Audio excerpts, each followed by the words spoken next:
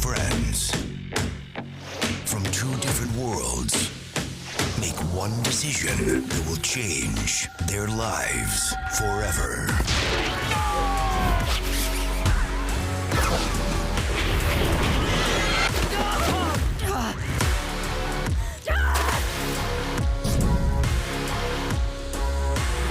Hi, Star.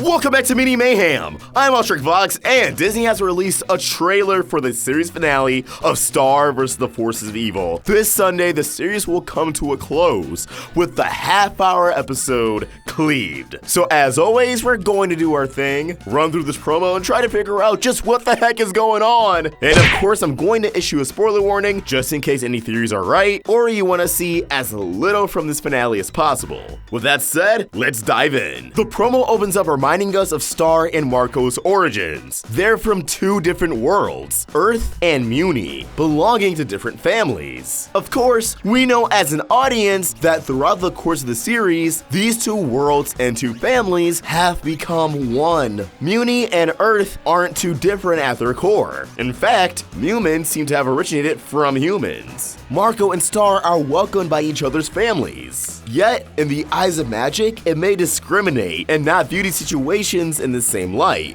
And with Star's mission to destroy magic, it's been set up that doing so will separate these two forever. We're actually provided with a look at Star and Marco embarking on their mission, holding hands in front of a portal into the realm of magic. Considering Star is in her butterfly form, my logical conclusion is that she conjured up this portal herself. But a detail that catches my eye the most is the return of Marco's wand. This clues us in on a few things. Marco will directly assist Star in destroying magic, meaning the whispering spell may not be the surefire way to eradicate the realm of magic, as that would just require Star entering, saying the spell, and leaving. Marco would just be around to ensure she doesn't lose her memory. However, this could also be Star and Marco at the end of their mission, using magic's final moments to return to Muni, and during the course of this final confrontation, the wand ends up in Marco's hands. I'm leaning towards this being the beginning of the mission, but you never know. Ultimately, this means Star and Marco were able to gain Moon and smoothly Eclipse's trust for this mission in order to obtain the wand from Moon, swaying at least Moon to believe that this is the best option to resolve everything once and for all. As to be expected, this mission won't be as much of a breeze as Star probably expects, with her shedding tears in what appears to be the realm of magic, shortly comforted by an arm that is likely Moon's. Odds are, Moon followed Star into the magic dimension, where she aids her daughter in a time of need. If Star is upset, something likely happened to Marco. That something in question could be planted later in this trailer. The dark mill horse that attacked the firstborn and Mama Star is shown dashing straight into what I can only assume is one of Star's cupcake blast. A scuffle between these two parties feel inevitable, especially if this mill horse really did axe the firstborn. But the thing is, these mill horses power wands and are native to the realm of magic, so there is a chance nothing Star throws at this mill horse will harm him. The mill horse could be impervious to any spell used to inflict damage, making this Star's most dangerous foe yet. Can you really fight pure magic with more magic? The only failsafe in this case is the whispering spell, but can that truly work on an entire realm as opposed to one sole wand? The wand is tied to the realm of magic, hence why Toffee was able to corrupt magic, but Star may be in over her head here. Next, we see Mina Loveberry cannonballing into the realm of magic through the realm in the Magic Sanctuary, which indicates that Glavgor, Moon, River, possibly Eclipse, and Star's friends all make it to the Sanctuary only for Mina to be hot on their trail. I imagine one or two of those characters dive into the realm through this well, leading Mina to follow behind shortly after. Considering there's a fresh splash before Mina dives in, she's definitely chasing someone or something. It's likely Mina catches wind of Star's plan to destroy magic and is fully prepared to stop her, or believes her power will be at an all-time high in the realm of magic. The latter of which could be true, but there's a great chance Mina's never been in this dimension before. Thus, her already broken mind may easily succumb to the amnesia-inducing properties of the realm. Mina may enter the realm and never come back, or at least become severely depowered. Who knows? Maybe the destruction of magic could restore her mind to what it once was, with the removal of Solaria's spells. One of the spells in question removed her empathy.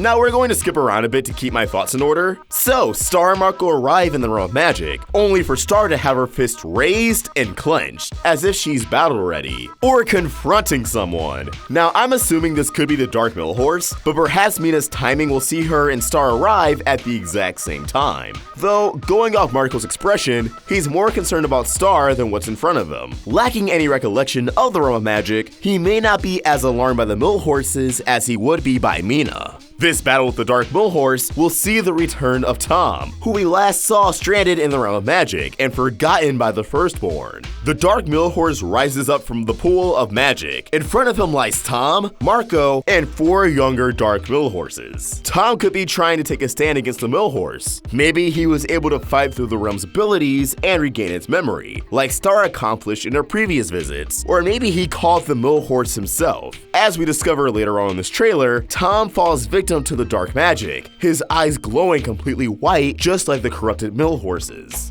Tom is seemingly either standing next to the Mill Horse or riding on top of it. Regardless of how we get to this point, it makes sense Tom would be the final obstacle in this conclusion. With Star and Marco now together romantically, they have to face a person they both have a complicated relationship with, resolve any lingering feelings and tension, even if Tom himself isn't conscious of what he's doing. Although, there's also the possibility that Tom will retain his memories in this form, with only negative emotions, claiming that Star and Marco left him behind, that Star never loved him, that Marco was never really his best friend. Star and Marco will have to go toe-to-toe with Tom and snap him out of it without having to seriously hurt him. However, this confrontation against Tom looks like it'll backfire for our heroes, as Marco is sent flying and slams on the ground, recovering only to find he's assumably been stabbed by the Dark Mill Horse's horn. This would leave Tom and Marco corrupted, influenced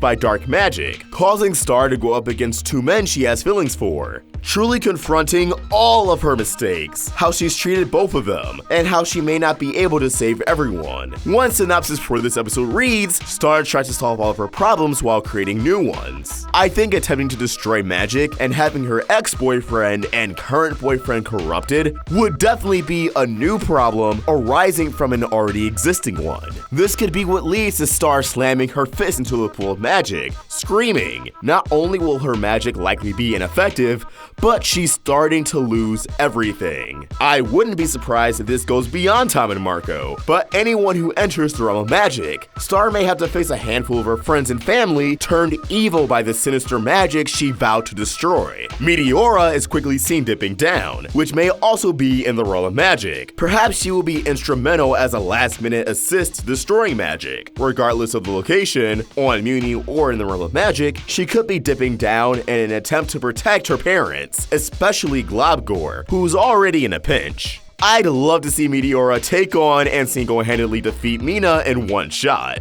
An ominous mist illuminates a pair of eyes and cheek marks, which appear to be those of Queens Rhina the Riddle and Festivia. Perhaps the mayhem of this final battle could see the brief resurrection of Muni's former queens. Or this could be another illusion presented to Star. I'm actually working on a video to touch on this plot point a bit deeper than I like to here in this breakdown, or we'd be here all day. Nearing the end of the promo, we see Star, full of tears, and covered in the same green goo that Toffee created by slowly getting rid of magic. Now, I don't think Toffee is making a return. I think that dream is sadly dead, but I do think this is an indicator Star succeeds in destroying the realm of magic, turning the golden pool of magic into a slimy green. An earlier shot also shows a dark cloud swirling in the sky of the realm, with the once purple-pink crystal pillars now shattered and void of color. As Star lets go of Moon's hands, a voice over Marco plays, which says, "Goodbye, Star," which is either taken from the end of the episode, as Star and Marco seemingly part ways before the magic places them where they belong, or maybe this could be Marco's alleged final words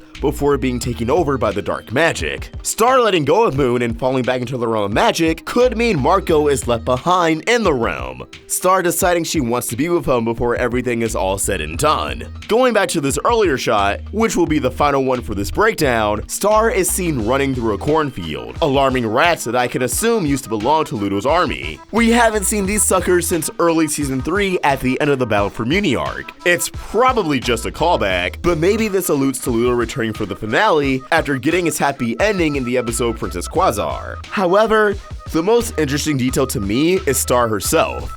Look at her face. It's absent of cheek marks. We know from Star and Marco's guide to mastering every dimension that cheek marks are a result to being exposed to a high concentration of magic. If cheek marks are directly connected to magic, then the lack of cheek marks here means Star really did succeed in eradicating magic, her iconic heart-shaped marks fading away. Yet, the urgency she displays means the conflict isn't over yet. Is she running towards Marco? Is Mina still on a rampage? Maybe there's a huge dimension-ending drawback to destroying magic. We'll just have to wait and see on Sunday. Comment down below what you think will happen to Marco once he's infected with the dark magic. How do you guys see things playing out? You can also tweet your thoughts at Roundtable Vids, and for my own thoughts, you can find me at Fox. We're also on Instagram. Help the Roundtable grow by either becoming a member of this channel or supporting us over at Patreon. Link in the description. If you enjoyed this video, please throw it a like